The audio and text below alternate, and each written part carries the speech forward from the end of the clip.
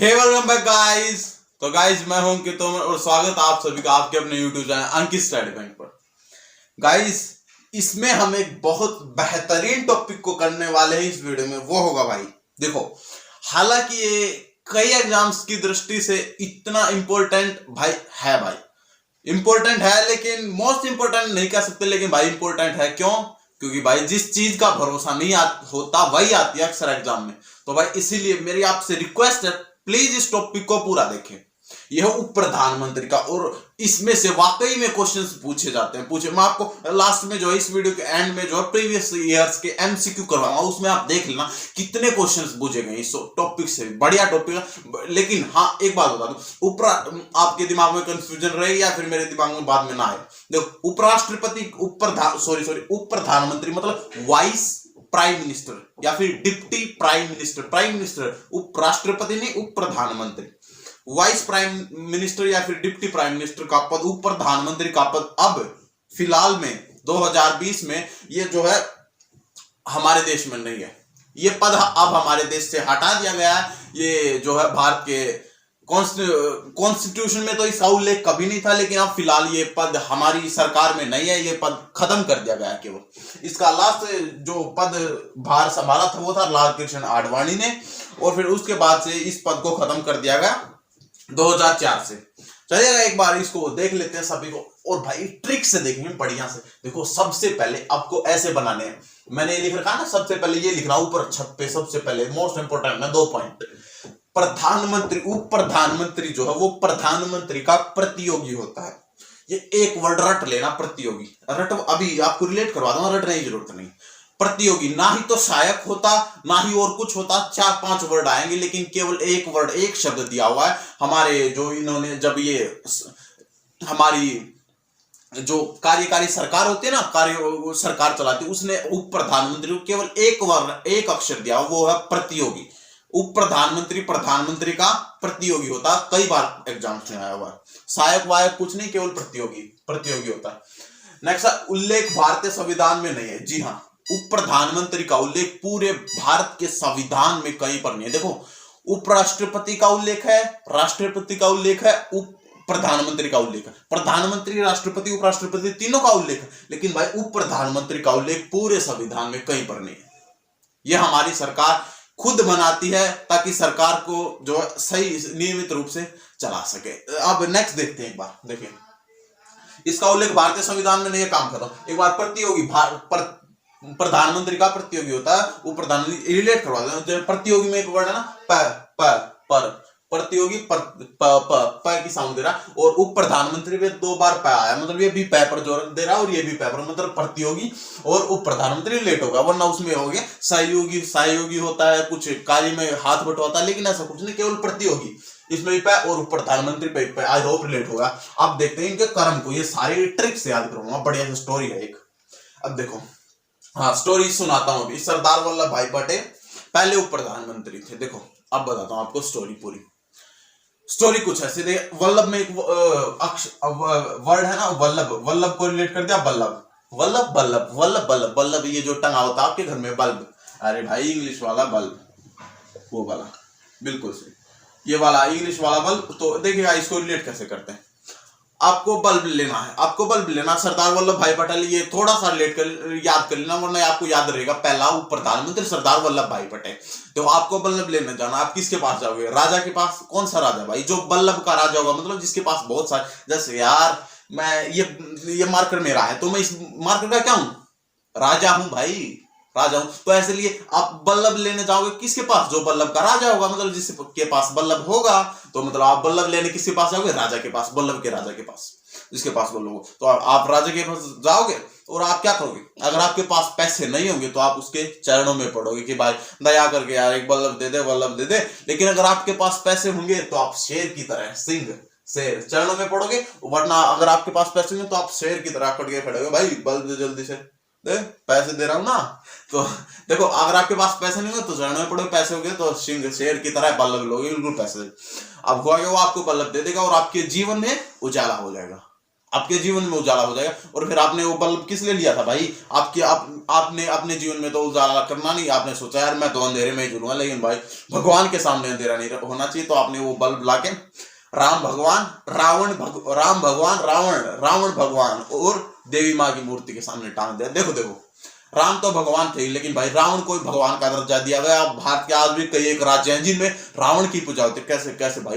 रावण जो है चारों वेदों का ज्ञाता, इतना बड़ा परम ज्ञानी, परम शक्तिमान, इतना बड़ा आदमी था, लेकिन भाई उसकी एक छोटी सी गलती थी, वो था चरित्रहीन और श्री राम थे चरित्रवान। बस ये गलती थी। वो इतने डीप में नहीं जाते, देखो अपने टॉपिक पर आते हैं। देखो राम भगवान, उसने क्या किया? बल्ब लाकर उसके जीवन में उजाला हुआ, लेकिन भाई उसने तो अपने जीवन में उजाला करना नहीं। उसने कहा भाई भगवान की मूर्ति के सामने टांग देता हूँ, भगवान के सामने उजाला रहेगा, मैं तो अंधेरे में भी जुड़ा। तो उसने श्री राम भगवान रावण का युद्ध है, तो राम भगवान रावण भगवान और देवी माँ की मूर्ति के सामने लाकर वो बल्ब टांग दिया, उनके सामने उजाला हो गया बस। अब भाई लेकिन देवी माँ की मूर्ति कैसी होती है? डरावनी। लेकिन देवी माँ कैसी दिख रही थी? डरावनी दिख रही थी। भाई आपको पता होगा काली माँ, भाई माता तो माता, लेकिन डरावनी दिख रही थी ना, थोड़ी ऐसे रिलेट करता, थोड़ा सा रिलेट कर रहा है। आप देखो आपके दिमाग में स्टोरी फिट होगी। सरदार वल्लभ भाई पटेल, आपको केवल ये याद रखना है, पहले वो प्रधानमंत्री। वल्लभ के पास किसी के जाओगे? राजा के पास जाओगे, जो वल्लभ का राजा, मतलब दूसरे नंबर पर मोरारजी देसाई। और पैसे नहीं हुए तो चरणों में पड़ोगे, पैसे हुए तो शेर की तरह अकड़ कर लोगे, तो चरणों में पड़ोगे, या फिर सिंह शेर की तरह अकड़ कर लोगे। पैसे दे रहे हो भाई, बल्ब दे दो, तो चौधरी चरण सिंह चरणों में पड़ोगे, वरना सिंह शेर की तरह अकड़ कर लोगे। अब भाई जब वो आपको बल्ब दे तो आपके जीवन में उजाला हो जाए, मतलब जगजीवन राम। अब लेकिन आप वो बल्ब किसके सामने लाकर टांगे? राम भगवान की मूर्ति के सामने। रावण भगवान की, राम से बन गया जगजीवन राम, रावण भगवान, रावण का लिया राव आना छोड़ दिया, तो मतलब यशवंत राव चौहान बस। और किसके सामने? राम भगवान रावण भगवान और देवी माँ की मूर्ति के सामने रावण का बना दिया राव, और देवी का बन गया देवीलाल। लेकिन भाई अब हुआ क्या? देवी माँ भाई सब डरावनी दिख रही थी, होता वैसे देवी माँ वैसे ही काले कलर की होता, तो डरावनी से बन गया लाल कृष्ण आडवाणी। काम खत्म, ये सब आपको रिलेट हो गया। बिलीव मी यार, एक आध बार स्टोरी को केवल इमेजिन कर लेना, दिमाग में इमेजिन कर लेना, इमेजिन सोच लेना, बस काम खत्म हो जाएगा। अब इनके बारे में सबसे मोस्ट इंपोर्टेंट थिंग आते हैं। सबसे लंबा कार्यकाल किस प्रधानमंत्री का रहा, किस वाइस प्राइम मिनिस्टर का रहा? वो रहा केवल और केवल वो सरदार वल्लभ भाई पटेल। आपको पता है? आपको पता है ये उप प्रधानमंत्री कितने कितने दिन के लिए आते हैं? केवल 1 महीना 2 महीना, बस इससे ऊपर नहीं चलते ये सब 1-1 महीने के लिए आते हैं और चले जाते हैं। लेकिन सरदार वल्लभ भाई पटेल का कार्यकाल सबसे लंबा रहा। जी हाँ, 3 साल 4 महीने। देखो बताता हूँ वेरी दरस्त। जी हाँ, 3 साल 4 महीने का कार्यकाल रहा, बताता हूँ। देखो 15 अगस्त जिस दिन स्वतंत्रता थी, वो क्या कहते हैं, 15 अगस्त नहीं, यस जस्ट बिल्कुल, उप प्रधानमंत्री जो 15 अगस्त 1947 को चुने गए उप प्रधानमंत्री। 15 अगस्त 1947 से कितने तक रहे? देखो जरा देखना, 15 अगस्त 1947 से ये रहे 3 साल 4 महीने जोड़, 3 साल जोड़ोगे तो 50 आएगा, 1950 आएगा, और 4 महीने और जोड़ दो तो अगस्त 8वां महीना था, तो 8 और 4 12, मतलब 15 दिसंबर लिख लेना भाई, 15 दिसंबर 1950। आई होप बढ़िया से लेट करो। देखो 3 साल 4 महीने के लिए केवल ये याद रखो, कौन? सरदार वल्लभ भाई पटेल का कर रहे हैं भाई, थोड़ा सा ध्यान दे लेना, कभी और किसी पर लगा दो। सरदार वल्लभ भाई पटेल सबसे लंबा कार्यकाल रहा, कितना? लगभग पूरा 3 साल 4 महीने। 15 अगस्त 1947 को बने थे, 15 दिसंबर 1950 को चले गए थे। कहां पर चले गए थे भाई? ऊपर चले गए थे। कार्यकाल में मृत्यु हो गई थी इनकी, कार्यकाल में मृत्यु। जी हाँ, सरदार वल्लभ भाई पटेल की कार्यकाल में मृत्यु हुई थी। केवल और केवल इकलौते उप प्रधानमंत्री जिनकी कार्यकाल में मृत्यु हुई वो है आपके सरदार वल्लभ भाई पटेल। जी हाँ, रिलेट होगा वो काम का। नेक्स्ट चलते हैं, एक और मोस्ट इंपोर्टेंट पॉइंट। ये तो होगा ना सबसे लंबा कार्यकाल सरदार वल्लभ भाई पटेल का, 3 साल 4 महीने। यार उप प्रधानमंत्री हैं ये, केवल 1-2 महीने के लिए आते थे और फिर चले जाते थे ऐसे भाग बस। और फिर केवल सबसे लंबा कार्यकाल इन्हीं का रहा, 3 साल 4 महीने। कार्यकाल में मृत्यु हो गई। जी हाँ बिल्कुल, 3 साल 4 महीने, वरना पूरा 5 साल करते, तो इसलिए 3 साल 4 महीने तक ही रहे, फिर कार्यकाल में मृत्यु हो गई। अब देखते हैं मोस्ट इंपोर्टेंट पॉइंट, किस प्रधानमंत्री के दौरान 2 उप प्रधानमंत्री एक साथ चुने गए? किस प्रधानमंत्री के कार्यकाल के दौरान दो उप प्रधानमंत्री, दो, एक नहीं, दो और एक साथ, मतलब दोनों को एक ही टाइम पर एक साथ ये हुआ था भाई मोरारजी देसाई के कार्यकाल के दौरान। मोरारजी देसाई कितने नंबर के प्रधानमंत्री थे? 4 से बना दिया डोर, किसके डोर मतलब दरबार, किसके दरबार में? राजा जी के दरबार में जाता है, ऐसे रिलेट करवा रखा बढ़िया से, उप प्रधानमंत्री वाली वीडियो देख लेना। तो हाँ, क्या बता था? हाँ, मोरारजी किस प्रधानमंत्री, मोरारजी देसाई जो है, मोरारजी देसाई के यहीं पर लिखता था। और कौन से थे? ये थे चौधरी चरण सिंह और जगजीवन राम, ये दोनों उप प्रधानमंत्री जो है इकट्ठे नियुक्त हुए थे, इकट्ठे।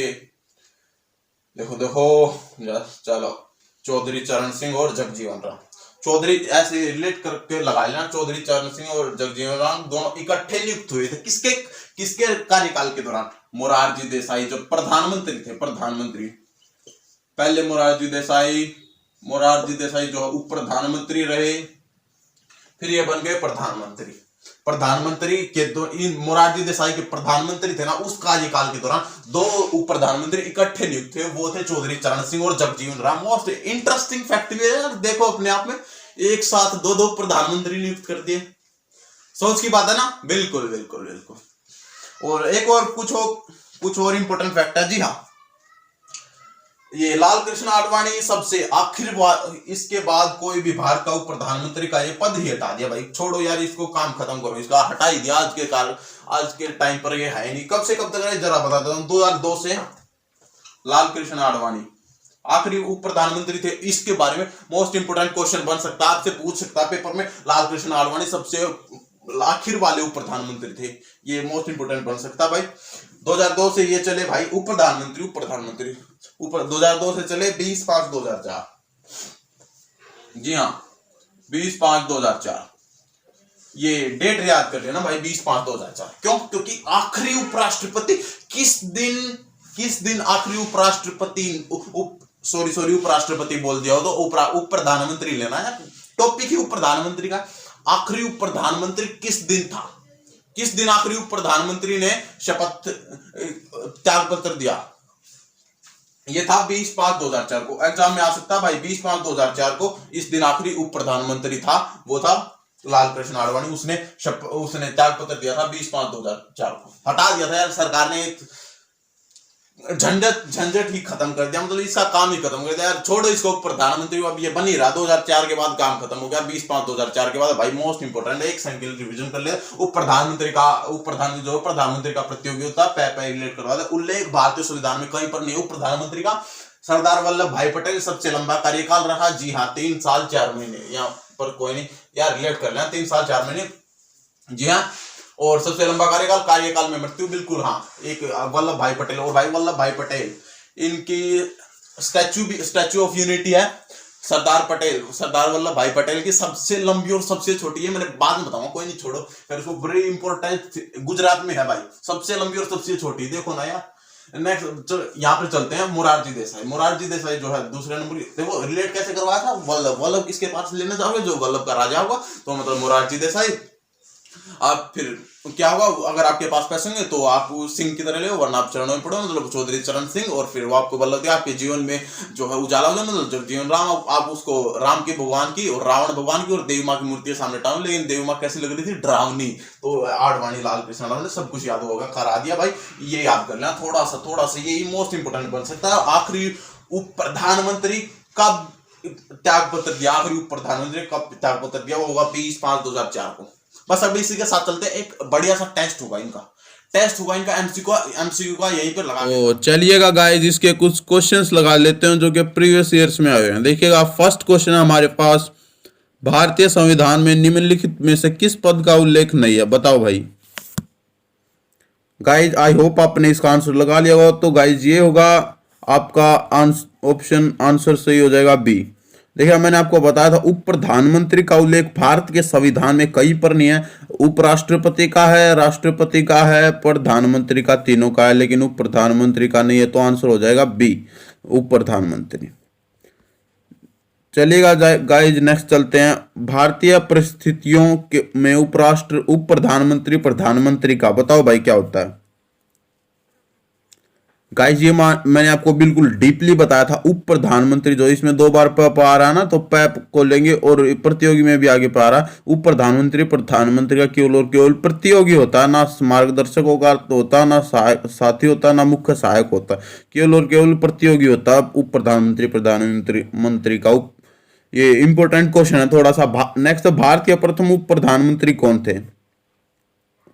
आई होप गाइज आपने लगा लिया होगा। ये थे भाई सरदार वल्लभ भाई पटेल, भारत के प्रथम उप प्रधानमंत्री। नेक्स्ट है, किस प्रधानमंत्री के कार्यकाल के दौरान दो प्रधानमंत्री एक साथ नियुक्त हुए थे? आई होप आपने गाइज लगा लिया होगा। तो गाइज ये होगा, मोरारजी देसाई के टाइम पे दो प्रधानमंत्री एक ही समय पे नियुक्त हुए थे, वो थे भाई। और दोनों उप प्रधानमंत्री कौन कौन थे? चरण सिंह, चौधरी चरण सिंह और जगजीवन राम,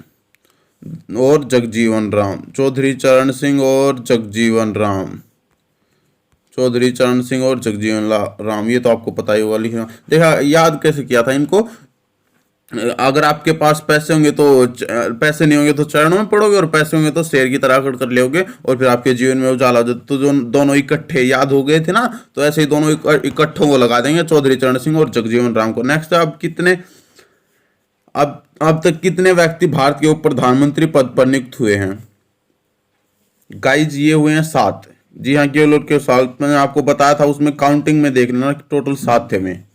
नेक्स्ट चलते हैं, निम्नलिखित में से कौन भारत के उप प्रधानमंत्री नहीं रहे हैं? देख लो भाई, जो भी स्टोरी में आए उसको लेते जाओ, अदरवाइज को औरों को हटाते जाओ। देखो भाई, ए है सरदार पटेल। जी हाँ, वल्लभ भाई पटेल था ना, हम वल्लभ खरीदने गए थे। और अगर आपके पास पैसे नहीं है तो चरणों में पड़ोगे, पैसे हो तो सिंह शेर की तरह अकड़ कर लोगे। और भाई ये आडवाणी भी सही था। देवी माँ कैसी लग रही थी? डरावनी। तो आडवाणी, एल के आडवाणी ये लास्ट थे। लेकिन भाई बीडी जत्ती तो कहीं पर नहीं आया। बीडी जत्ती जो है उप कार्यवाहक राष्ट्रपति थे, भाई केवल और केवल। लेकिन भाई बीडी जत्ती तो उप प्रधानमंत्री में तो कहीं पर नहीं है, तो इसको हटा देंगे। तो इसका मतलब आंसर हो जाएगा डी, जो हमारी स्टोरी में नहीं है। हमारी स्टोरी में केवल और केवल बीडी जत्ती नहीं आया, तो इसलिए बीडी जत्ती को रिमूव कर देंगे। Answer is D. तो गाइस आई होप आपने वीडियो को एंजॉय किया हो। तो चलिएगा, मिलते हैं आपसे फिर एक नई वीडियो में। See you, have a good day.